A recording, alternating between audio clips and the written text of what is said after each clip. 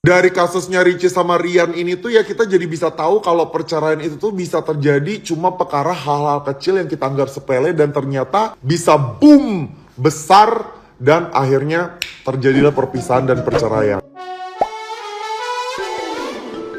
Hola netizen yang tercinta, perceraian Ria Ricis dan Teuku Ryan masih terus mendapat sorotan publik. Di tengah sorotan itu, cuitan lama Kemal Palevi kembali viral di media sosial. Cuitan yang dinilai menyentil Ria Ricis soal tabiatnya yang gemar menjadikan apapun sebagai konten itu kembali diperbincangkan menyusul ramainya kabar perceraian yang sudah diresmikan. Hal yang membuat perceraian Ria Ricis makin disorot adalah tersebarnya lampiran dokumen putusan cerai dari Pengadilan Agama. Di sana tertulis beragam alasan Ria Ricis menceraikan Teuku Ryan. Meski dirinya dijelek-jelekan, Teuku Ryan pun memberikan klarifikasi dengan menjelaskan poin per poin yang dinilai tidak benar dalam keterangan yang diberikan oleh Ria Ricis dalam gugatan cerai. Terkait hal ini, para netizen yang budiman justru kembali menyoroti cuitan Kemal Palevi yang menyindir Ria Ricis akan membuat konten soal perceraian. Vlog perceraian Ria Ricis part 1 udah tayang belum? Ya, begitulah tulis Kemal Palevi pada waktu lalu. Cuitan tersebut menjadi heboh dan menuai kontroversi, apalagi Ria Ricis ikut menanggapinya secara langsung. Menurut Kemal, apa yang ia tulis itu merupakan pernyataan yang pas disampaikan untuk Ria Ricis, mengingat tabiatnya yang gemar membagikan persoalan pribadi lewat konten-kontennya di media sosial. Nah, gimana nih menurut netizen yang terhormat? Silahkan berkomentar ya. Terus bisa-bisanya temen gue langsung nyablak begini. Lu tahu nggak kasus perceraian yang kemarin? RR sama TR gitu kan. Pokoknya yang sekarang lagi booming dah. Itu dia nggak pernah dinafkain batin gara-gara apa? Tepos gitu kan. Gue nggak sadar kata gue. Apa sih anjir, ya Ricis udah sempurna. Ada aja tuh alasan laki. Emang pada dasarnya lu ganteng cuma di muka doang begitu laki. Coba lu ganteng tuh hatinya. Gue benci banget dah sumpah. Apa sih maunya? Ntar kalau misalkan gendut, nggak mau makainya kegendutan. Mau lu gimana? Jangan gitu, udah. Sekarang tindakan Ria Ricis tuh emang bagus banget dah. Bikin cerai tuh laki. Kalau bisa bikin jerak biar kagak ada yang endorse, biar nggak ada yang nyewa-nyewa si TR lagi dah. Sumpah, laki kalau udah ada pekerjaannya begitu ya. Gue mah pengen gue serampang baik. Gue yang belum nikah jadi kayak takut apa ya. Aduh, segala banyak banget alasannya. Lu sadar pertama nikah gimana lu dipuji-puji sama keluarganya Ria Ricis. Sekarang lu mentingin emak lu. Lu gak pernah belajar agama apa gimana sih? Hah? Kalau lu udah nikahin perempuan, tandanya itu lahir batin. Ya perempuan juga lu yang nanggung. Dan mikirnya emak lu.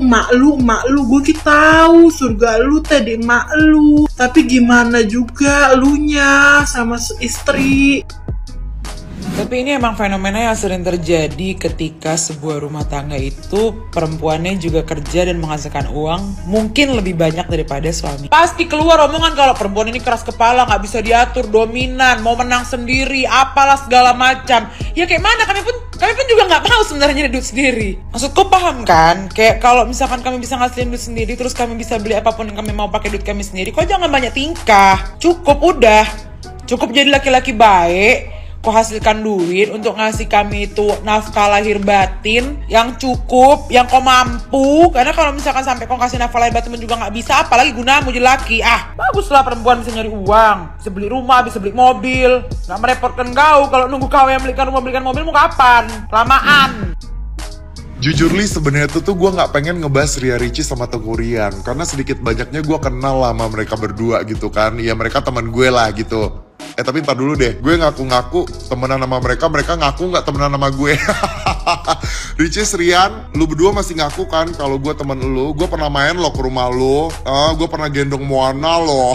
Ya tapi karena berita mereka FYP mulu di tempat gue, ya akhirnya gue ngikutin lah tuh kan berita cerainya Ria Ricis sama Teuku Ryan gitu loh. Tapi jadi kayak pembelajaran gitu loh buat gue. Jadi pembelajaran buat gue yang belum nikah sama buat lu yang belum nikah nih ya. Atau mungkin yang udah nikah juga kali, pembelajaran buat kita semuanya kalau ternyata pernikahan itu tuh bisa berakhir gak hanya sekedar kayak KDRT, gak hanya sekedar sekedar kayak orang ketiga, perselingkuhan, enggak. Dari kasusnya Ricis sama Rian ini tuh ya kita jadi bisa tahu kalau perceraian itu tuh bisa terjadi cuma perkara hal-hal kecil yang kita anggap sepele dan ternyata bisa boom besar dan akhirnya terjadilah perpisahan dan perceraian. Tapi memang bener kan dari kasusnya Ricis sama Rian itu tuh dari keputusan pengadilannya aja tuh kita bisa tahu tentang alasan apa yang membuat Ria Ricis tuh menggugat Rian. Bahkan kita semua tuh bisa kayak ngeliatin, ngebacain satu-satu poin-poin dari keputusan pengadilan tersebut. Nah itu juga jadi pertanyaan juga buat gua. Itu kan hal privacy ya, emang boleh gitu diposting di sosial media tentang keputusan pengadilan itu ya? Ya kalau yang masalah itu gua nggak paham ya karena gue bukan orang hukum. Coba lu semuanya para netizen yang maha tahu, maha benar, coba di kolom komen lu kasih tahu boleh ya sebenarnya ya. Itu kan kalau menurut gue masalah privacy gitu kan. Ya tapi gitu deh dengan kasusnya Ricis sama Rian itu tuh ya balik lagi ke komunikasi sih say, ya nggak sih? Dan kalau menurut gue kita tuh bisa jadi lebih peka lagi tentang bagaimana caranya kita memperlakukan orang lain, even itu orang terdekat kita, entah pasangan kita, entah mertua kita, entah sepupu kita, entah menantu kita gitu loh.